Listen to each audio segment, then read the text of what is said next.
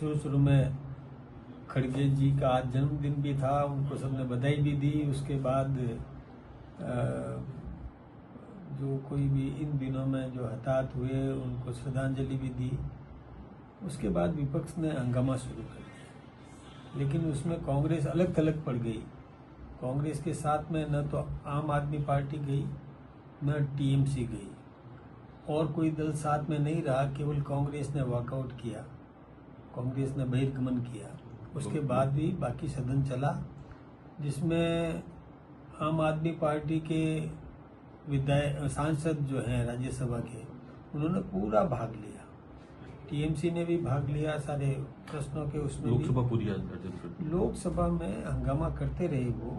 वो सदन में चर्चा चाहते नहीं है, वो केवल हंगामा करके सुर्खियों में आना चाहते हैं। यदि वास्तव में चर्चा करना चाहते होते तो भाग लेते। जब पूरी छूट दी गई कि आप जिस विषय पे चर्चा करना चाहते हो उस विषय पर सरकार जवाब देने के लिए तैयार है। यहाँ तक कि हमारे बीजेपी के सांसद जो बंगाल से आते हैं, समीक भट्टाचार्य, उन्होंने खुद ने एक प्रस्ताव दिया कि हम ऑपरेशन सिंदूर पे चर्चा करना चाहते हैं। तो उसके लिए आसन से व्यवस्था दी गई कि हम पक्ष विपक्ष के साथ बैठ करके समय निर्धारण कर लेते हैं और उस पर चर्चा कर लेंगे।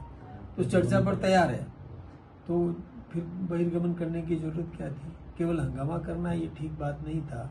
ठीक इसी प्रकार से लोकसभा में भी और चर्चा करना नहीं चाहता। विपक्ष क्या चाहता है? विपक्ष हंगामा करके सुर्खियों में आना चाहता है। विपक्ष कभी भी गंभीर नहीं है, गैर गंभीर है।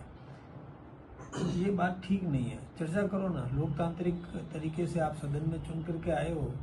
जनता उम्मीद करती है कि आप सदन में अपनी बात रखोगे, लेकिन वो रख नहीं रहे। हंगामा ही करना उनका मकसद है, ये ठीक बात नहीं है।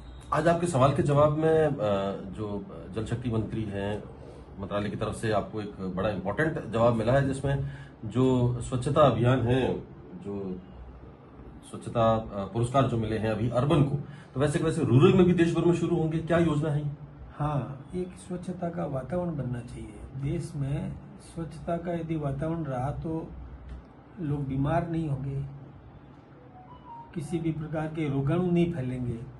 तो इसके लिए एक स्वच्छता का वातावरण बनना चाहिए। सरकार बड़ी योजना लेके आ रही है। बड़ी योजना यानी उनको भी प्रोत्साहित कर रहे हैं। ठीक इसी प्रकार से जैसे शहरों में बहुत नंबर दिए गए हैं, उसी प्रकार से ग्रामीण क्षेत्रों में भी 1000 अंकों का वर्गीकरण किया है कि 30% एक सेवा कार्य जो स्वच्छता के लिए होता है उसमें 30% उसमें दिया।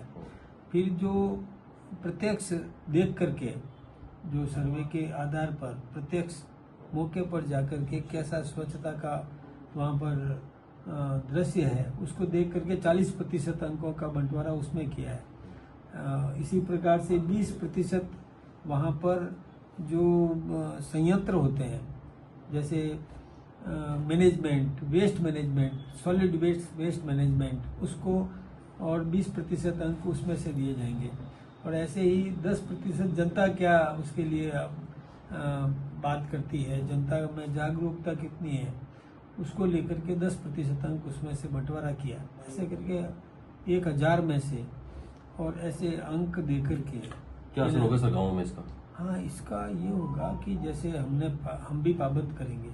वहाँ ग्राम विकास अधिकारी होता है, हर ग्राम में ग्राम सेवक होता है, उनको पाबंद करेंगे। जनप्रतिनिधि होते हैं, सरपंच होते हैं, इसी प्रकार से ग्राम सेवा सहकारी समिति के अध्यक्ष होते हैं, उन सबको भी हम पाबंद करेंगे। फिर जितने भी जनप्रतिनिधि हैं उनको भी प्रेरित करेंगे, जागृत करेंगे कि एक गांव में स्वच्छता का वातावरण बने। नागरिक भी खुद अपना कर्तव्य समझेगा कि मुझे अपने क्षेत्र में एक स्वच्छता का वातावरण बनाना, स्वच्छता तैयार रखना है। ऐसे ही डस्टबिन रखे जाएंगे गांव-गांव में। डस्टबिन देने का एक जनप्रतिनिधि सहयोग करे या अपना ग्राम विकास अधिकारी अपने फंड में से डस्टबिन दे दे। फिर उस कचरे का संग्रहण करेंगे, एकत्रित करके उस कचरे को कहीं और वेस्ट मैनेजमेंट जो होता है उसको समाप्त करना, उसको डिस्ट्रॉय करना, उसका डंपिंग करना। राष्ट्रीय स्तर पर पुरस्कार भी मिलेंगे इसके लिए? बिल्कुल, उसको पुरस्कार देने की प्रक्रिया मैंने आपको बताई है कि 30% अलग कैटेगरी में वो कैटेगरी वाइज जो है इस प्रकार से अंक देके, ये एक प्रोत्साहन का तरीका है, उसको इनाम भी देंगे नंबर, तो उसमें एक जागरूकता पैदा होती है। यही एक बहुत अच्छा है, ये सरकार ने जवाब भी दिया है, इस प्रकार से काम भी करेंगे।